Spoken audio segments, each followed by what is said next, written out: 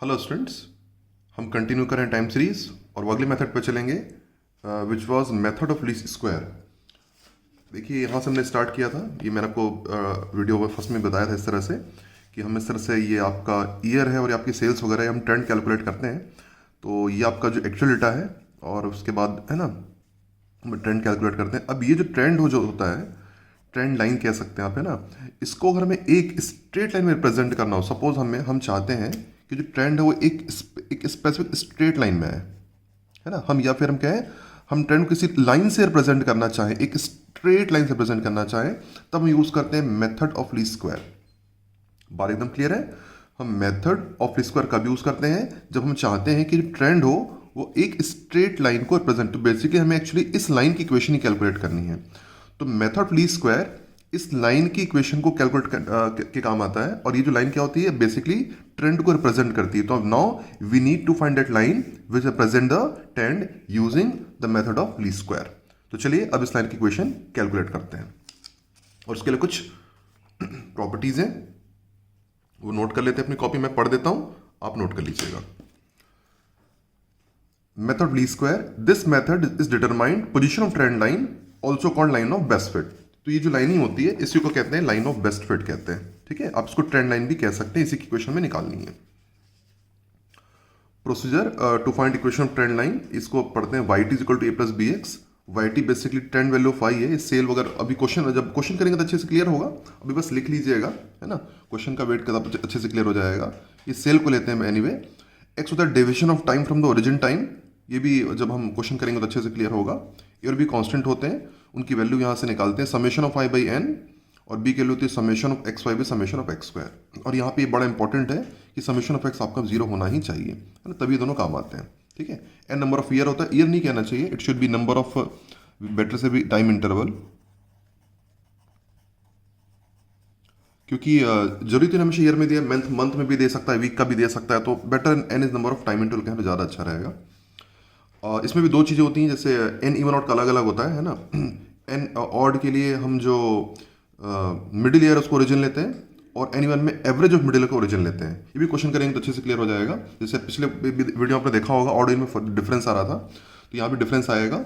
N जब odd होगा, number of time interval, तो हम मिडिल ईयर को ओरिजिन लेंगे, और एन ईवन होगा तो हम एवरेज ऑफ मिडिल ईयर को ओरिजिन लेंगे। ये भी जब क्वेश्चन करेंगे तो अच्छे से क्लियर होगा, बिना एग्जाम्पल चाहिए। तो ये चीज़ आप लिख पा रहे हैं, एग्जाम्पल करेंगे तभी क्लियर होगी। तो चलिए अब एग्जाम्पल करते हैं और समझते हैं ये किस तरह से प्रॉपर्टी काम करती है। तो चलिए now directly move to the example. तो चलिए पहला एग्जाम्पल करेंगे, इससे हम प्रॉपर्टी को हम समझ पाएंगे। क्वेश्चन पढ़ते हैं। Fit a straight line trend by method least square and estimate the trend for 2023 के लिए ट्रेंड कैलकुलेट भी करना है। ईयर दिया हुआ है, ईयर 13, 14, 15, 16, 17, 18, 19, और सेल दिए लाख रुपीज़ में 80 लाख, 90 लाख, 92, 83, 94, 99 एंड 92 लाख। ठीक है। तो पहला क्वेश्चन मैं आपको प्रयास करके बताता हूँ किस तरह में करना होता है, फिर आप अगला प्रयास करके देखिएगा, है ना।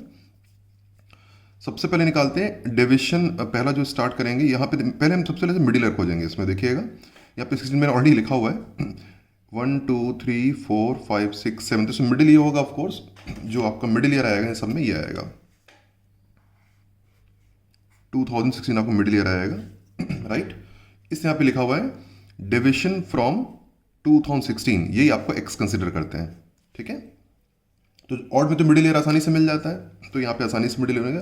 अब डिविजन निकालेंगे, 16 माइनस 13 माइनस 3, 16 माइनस 14, सॉरी उल्टा बोल दिया मैंने, 13 minus 16 minus 3, 14 minus 16 minus 2, 15 minus 16 minus 1, 16 minus 16 0, 17 minus 16 1, 18 minus 16 2 and 19 minus 16 3। एकदम बात क्लियर है। स्टार्ट यहाँ से किया है, 13 minus 16 minus 3, 14 minus 16 minus 2 and so on. इसे हम एक्स लेंगे और एक्स स्क्वायर हो जाएगा आपका 9, माइनस 2 का स्क्वायर 4, 1 का स्क्वायर 1 0, 1 का स्क्वायर 1, 2 का स्क्वायर 4 और 3 का स्क्वायर 9। और ये आपका सेल को हम वाई लेते हैं, ये आपका वाई हो गया। अब एक्स वाई निकालेंगे। एक्स वाई निकालेंगे मतलब डिविजन को मल्टीप्लाई करेंगे सेल के साथ, तो मल्टीप्लाई करते जाते हैं एक्स वाई, ये एक्स और वाई है आपका। तो 80 इंटू 3 हो गया आपका 240 माइनस, है ना, फिर 90 को 2 से इंटू किया 180, ये भी माइनस हो गया। 92 को 1 से इंटू किया minus 92, 83 into 0 0, 94 into 1 94, 99 into 198 and 92 into 3 it is 276। इसे मिला लेते हैं, ये आएगा -240 -180 -92 0 94 198 और 276, ठीक है। और इसको लास्ट में निकालेंगे। अब इनका सम निकाल लेते हैं सबका, जो सेल इन सबका सम करेंगे, सम आप खुद कर लेंगे ऑफ कोर्स। तो इसका सम आएगा 630, इनका सम ऑफ कोर्स एक्स का सम 0 आएगा, एक्स स्क्वायर का सम आएगा आपका, इन सब का सम करेंगे तो 28 और इन सब का सम करेंगे तो आएगा आपका 56। ये सारे सम आ गए, ठीक। अब वैल्यूज कैलकुलेट करते हैं, ये तो ठीक है कि इसकी ए और बी की वैल्यू निकालेंगे। फॉर्मूला आपको मैंने ऑलरेडी लिखा चुका हूँ, तो आप वहाँ से देख लीजिएगा। ए इज इक्वल टू होता है summation of Y divided by N, ठीक। और एन यहाँ पे क्या होता है, number of time, number of years, यहाँ पे फिलहाल ईयर है, other number of time interval. यहाँ पे एन होगा 1 2 3 4 5 6 7, तो यहाँ पे एन की वैल्यू 7 होगी। वाई का समेशन कितना है, ये है 630, तो 630 by divide by 7, answer of course 90। फिर बी की वैल्यू निकालेंगे, बी का फॉर्मूला था summation of X Y divided by summation of X square. Summation of X Y निकाल चुके हैं, ये है summation of X Y that is 56 and summation of X square 28। ये आंसर आ गया आपका 2। अच्छा, एक बार आपको बताना चाहूँगा, यहाँ तो दोनों होल नंबर आए पर कोई ज़रूरी नहीं है। अच्छे खासे चांस होते हैं कि ए और बी दोनों के दोनों आपके डेसिमल में आ जाए, है ना, और अच्छे खासे चांसेस होते हैं। और यहाँ पे कोई एन से आपका डिवाइड, अभी आप ऑड नंबर कई बार होगा कि आपका ये मतलब इनमें आप कह सकते हैं कि इट में पॉसिबल कि वो आप कह सकते हैं नॉन टर्मिनेटिंग डेसिमल में आ जाए वो, है ना। तो आप एनी उसमें आप डेसिमल के बाद के 2 पॉइंट ले सकते हैं, ठीक है। तो अगर आपका ऐसा हो रहा है तो ठीक है, तो डेसिमल के बाद के 2 पॉइंट आप ले लीजिएगा, हमेशा होल नंबर आना जरूरी नहीं है। एनीवे, अब आगे बढ़ते हैं। अब बात करते हैं ट्रेंड लाइन की, क्वेश्चन निकाल लेते हैं। इसको लिखते हैं Y T stand for actual trend, और ए हम निकाल चुके हैं 90, ए प्लस बी एक्स है, और बी हमने निकाला हुआ 2, यहाँ 2 रख देंगे 2x। Equation Y T is equals to A plus B X है ना। ए 90 और बी की 2 है, तो ये है इक्वेशन ऑफ ट्रेंड लाइन। जो आपको कह रहा था हमें इक्वेशन निकालनी होती है, तो ये उसी की इक्वेशन है जो हम कैलकुलेट करते हैं। जो हम आपको जो शुरू में सिखाया था मैंने कि ये इसकी इक्वेशन निकालनी है, उसी इक्वेशन यही है, ठीक है। अब आगे बढ़ते हैं, अभी पूरा नहीं हुआ है। अब यहाँ पे ट्रेंड्स कैलकुलेट करेंगे, यहाँ पर है ना, ट्रेंड कैलकुलेट करना होता है। तो ट्रेंड बेसिकली आपको 1 बाई 1 कैलकुलेट करना होता है, एक एक करके। तो मैं एक दो आपको करके दिखाता हूँ। यहाँ पे बस ए और बी की वैल्यू रखना है यहाँ पर। देखिए स्टार्ट यहाँ पे करते हैं। ए की जगह हो गया 90, बी की जगह हो गया 2 और एक्स की जगह हो गया आपका -3। तो हो जाएगा है ना, 90 में से 6 माइनस करेंगे तो कितना आ जाएगा आपका 84। ये 84 आ गया। उम्मीद करता हूँ बात समझ पा रहे होंगे। फिर अगेन वही, ए की जगह 90, बी की जगह 2 और एक्स की जगह आ जाएगा -2। तो ये हो जाएगा 90 में से 4 माइनस हुआ तो 86, फिर 90 प्लस एक्स की जगह आ जाएगा -1, है ना, तो ये जाएगा आपका 88। बस अब ध्यान, एक चीज़ मैं आगे जाने से पहले बताना चाहूँगा आपको कि अगर आप देखिएगा ये कैलकुलेट करने के बाद, अगर आपका शुरू का ये यहाँ पे जो गैप आ रहा है ना, कितने का गैप आ रहा है, 2 का गैप आ रहा है, और फिर यहाँ पे कितने गैप पर 2 का गैप आ रहा है। अगर गैप आपका मेंटेन है, सेम है, तो आपकी कैलकुलेशन एकदम सही हुई है, और आगे इसी गैप को आप सीधा मेंटेन कर लीजिए, फिर आपको पूरा कैलकुलेट करने की जरूरत नहीं है। यहाँ 2 का गैप आ रहा है तो हम बस 2 इंक्रीज करते जाएंगे, 90, 92, 94, 96, इस तरह से हमने कर दिया। तो हमको सबको सॉल्व करने की जरूरत नहीं होती है।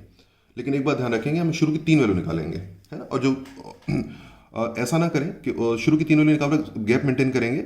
अगर गैप पहले और दूसरे का गैप और सेकंड और थर्ड गैप सेम आ जाए तो उसी गैप को आखिरी तक मेंटेन करेंगे। पर अगर मैं मान के शुरू पर 2 वैल्यू नहीं निकालना, क्योंकि इसमें अगर मैं केवल 2 ही वैल्यू निकाली और उसी गैप को आखिरी तक मेंटेन किया तो गलत भी हो सकता है कि अगर 2 में से अगर एक भी गलत आ गया, कैलकुलेशन गलत हो, आखिरी तक गलत आएगा। तो हमें 3 वैल्यू निकालनी चाहिए। उससे क्या है, 3 वैल्यू निकालने से एकदम कॉन्फिडेंट हो जाते हैं कि हाँ भाई गलती नहीं हुई है, क्योंकि तीनों में तो 2 बार तो गलती होगी नहीं, है ना। तो आप यही करना कि आप 3 वैल्यू कैलकुलेट कर लेना और गैप मेंटेन करके देखना कि दोनों का डिफरेंस सेम आ रहा है क्या। डिफरेंस सेम है तो फिर ओके, वो फिर एकदम सही है और आखिरी तक वो मेंटेन होगा। इस तरह निकाल सकते हैं। तो ये आपकी 10 वैल्यूज होगी सारी ईयर की। तो हम ये कह सकते हैं 19 का इसका मतलब ये हो गया कि 19 में एक्चुअल सेल हुआ 92 का, है ना, लेकिन ट्रेंड के हिसाब से 96 सेल होना चाहिए। 18 में आपका एक्चुअल सेल हुआ 99 का और ट्रेंड के हिसाब से 94 का सेल होना चाहिए, इसका मतलब है। ठीक, तो यहाँ पे आप कह सकते हैं ये ट्रेंड सेल ज़्यादा ही हुआ है यहाँ पे, मोर एंड लेस आप कह सकते हैं। यहाँ पे 16 की बात करें तो सेल 83 का जो कोई ट्रेंड के साथ 90 का सेल होना चाहिए। तो ये इसका मतलब हो गया। अब एक आखिरी चीज़ और बच गई यहाँ पे लिखी हुई है, एस्टिमेट ट्रेंड फॉर 2023। तो वो निकाल लेते हैं। यहाँ लास्ट में देंगे एस्टिमेट, एस्टिमेशन किसके लिए, ईयर 13 की 23 के लिए। तरीका वही रहेगा, पहले गैप निकाल लेंगे, एक्स निकाल लेंगे। एक्स होगा आपका 23 ईयर माइनस 16, मिडिल ईयर 16 लिया था, तो एक्स की लो आ गई आपकी 7, और उसको ऐसे पुट कर देंगे यहाँ पर। तो वाई ट्रेंड ए की जगह आपने है 90 ऑफकोर्स, बी की जगह 2 और एक्स की जगह 7, सॉल्व करने पर जाएगा 104 लाख रुपीज़। तो ये आ जाएगा एस्टिमेट सेल ऑफ ईयर 23। उम्मीद करता हूँ बात आपको एकदम क्लियर होगी। चलिए अगले क्वेश्चन मूव करते हैं। ये ऑड वाला हो गया, बाकी तो सारे एक ही जैसे बनते हैं, एक इवन वाला करते हैं। अगला क्वेश्चन प्रयास करेंगे, fit straight line trend by method of least square for data and estimate the value for 2023 year 23। Year है हमारे 16, 17, 18, 19, 20, 21 और रिस्पेक्टिव सेल है हमारी जो लैक्स में 7 लाख, 10 लाख, 12, 14, 17 एंड 24। अब हमने जैसे पिछले क्वेश्चन देखा था, तो यहाँ पे अगर मिड ईयर देखेंगे तो मिड में 2 ईयर आ जाएंगे यहाँ पर, ये 18 और 19 दोनों आ जाएंगे है ना मिड में। तो हमें इसका एवरेज लेना पड़ेगा यहाँ पर। ठीक है, तो what we do, we take average of this. So जब इसका एवरेज कैलकुलेट करेंगे तो 2018 plus 2019 divide by 2 we get 2018.5। तो यहाँ लिखेंगे डिविजन फॉर्म 18.5। ठीक, सो 18.5 से डिविजन निकालेंगे तो 16 minus 18.5 minus 2.5, 17 minus 18.5 minus 1.5, 18 minus 18.5 minus 0.5 only, 19 minus 18.5 0.5 and then 1.5 and 2.5 finally 21 minus 18.5। ठीक है, अब यहाँ पे क्या डिविजन, अब यहाँ पे डिविजन सब डेसिमल में आ गए हैं, तो हम क्या करते हैं, इसको x ना लेकर के इसको 2 से मल्टीप्लाई, अगर हम जाएंगे तो सारे के साथ डेसिमल में आ जाएंगे और तो कैलकुलेशन बहुत कठिन हो जाती है। तो व्हाट वी डू, हम एक कॉलम और बनाते हैं और सारे डिविजन को 2 से मल्टीप्लाई कर देते हैं, इंटू 2 कर देते हैं, और इंटू 2 करने के बाद जो आएगा उसको x मानेंगे। पिछले क्वेश्चन में हमने डिविजन को सीधा x ले लिया था, यहाँ पर डेसिमल से बचने के लिए हम क्या करेंगे, डिविजन को 2 से मल्टीप्लाई करेंगे, वो भी डिविजन ही, डिविजन को 2 से मल्टीप्लाई करने पे भी डिविजन ही आएगा, है ना, it is a kind of division also. तो 2 इंटू मल्टीप्लाई किया तो ये जाएगा आपका -5, इसको 2 से इंटू किया तो आ गया -3, इंटू 2 -1, इसको इंटू 2 करेंगे तो 1, इंटू 2 3, इंटू 2 5, ये आपका बनेगा x। एकदम बात क्लियर है, हमने इसको 2 से इंटू कर दिया so that we can overcome from the decimals. ठीक है, अब स्क्वायरिंग करेंगे, ये x बना, x square is 25, 9, 1, 1, 3 square is 9 and 5 square is 25। X Y अब निकाल लेते हैं, ये x और y है, तो 7 इंटू -5 हो गया आपका -35, 10 into -3 -30, 12 into -1 -12, 14 into 1 14, 17 into 3 51 and 24 into 5 120। सो जो वैल्यूज आएंगी मिला लेते हैं, इट इज़ -35, -30, -12, 14, 51 और 120। अब सबका सम कर लेंगे, जब सेल का सम करेंगे तो वी गेट 84।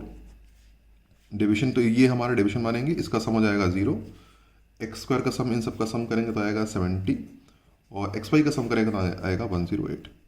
और बाकी तो पिछले क्वेश्चन की तरह ही पूरा करना है, तो आप उसको आसानी से पिछले क्वेश्चन तक पूरा कर सकते हैं। तो हम यहाँ से बाकी इधर मैं कैलकुलेट कर रहा हूँ उस तरह, starting from value of a which is given by summation of y by n, summation of y की value 84 divided by 6, 1 2 3 4 5 6, so 84 by 6 we get 4, 14, again it is a whole number, good one. The value of b, it is summation of xy divided by summation of x square, it is 108, summation of xy it is 108 divided by summation of x square 70, ये decimal में आएगा और इसकी value आ जाएगी, पर divide करेंगे तो 1.54। अब निकालेंगे ट्रेंड वैल्यूज, कैलकुलेट करेंगे। ठीक है, तो एक एक करके पहले ट्रेंड लाइन की क्वेश्चन ही लिख लेते हैं पहले। Y T is equals to A की वैल्यू कितनी है 14 प्लस 1.4x, ये अब एक्स वैल्यू डालती जानी है। ठीक है, तो यहाँ पे आ जाएगा आपका 14 प्लस 1.54 इंटू एक्स, एक्स मतलब हो जाएगा यहाँ पे -5 का एक्स लेंगे, तो 14 प्लस 1.54 इंटू -5 को सॉल्व करेंगे तो रिजल्ट आएगा 6.30, ये आप खुद से कर लीजिएगा है ना ऑफकोर्स। फिर आएगा 14 प्लस 1.54 और एक्स की वैल्यू जाएगी आपकी -3, तो 14 प्लस 1.54 इंटू -3 करने पर रिजल्ट आएगा 9.38। फिर 14 प्लस 1.54 और x की जगह -1 सॉल्व करने पर रिजल्ट आएगा 12.46। तो जब डिफरेंस मेंटेन करेंगे तो आप देखेंगे कि जो डिफरेंस यहाँ पे वो डिफरेंस यहाँ पे आएगा, same we get same different. आपका लगभग 3 पॉइंट चेक करके देखिएगा तो 9.38 और 6.30 3.08 का डिफरेंस थ्रू आउट ईयर, और मतलब आगे भी 2.46 और 9.38 ये हो गया आपका 8 0 और 3.08 ना माइनस करने पर। तो जब हम माइनस करेंगे तो 9.38 और 6.30 को माइनस करेंगे तब भी 3.08 आएगा, और 12.46 को 9.38 से माइनस करेंगे तब भी 3.08 आएगा, माइनस करने पर होता आएगा। तो जो डिफरेंस 3.08 है, तो आगे हम ये ना करके हम क्या करेंगे 3.0 सब में ऐड करते जाएंगे। ठीक है, एकदम बात क्लियर है मेरी क्या कह रहा हूँ। 9.38 और इन दोनों का डिफरेंस और 12.46 और 9.38 का डिफरेंस, दोनों डिफरेंस सेम आ रहा है। डिफरेंस सेम आएगा तभी आप आगे मेंटेन करिएगा उसको। ठीक है, और ऐड करते जाइए उसके बाद। तो आपकी वैल्यूज आएंगी फाइनली, फिर इसमें ऐड कर देंगे 3.08, 5.54, फिर 3.0 ऐड कर देंगे 18.62, फिर 3.0 ऐड कर देंगे 21.70। ये सारी 10 वैल्यूज आ गई, और लास्ट में फिर अपन एस्टिमेट कर लेते हैं।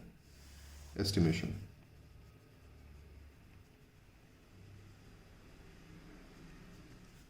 फॉर ईयर, किसी ईयर 1023 है, ईयर 23।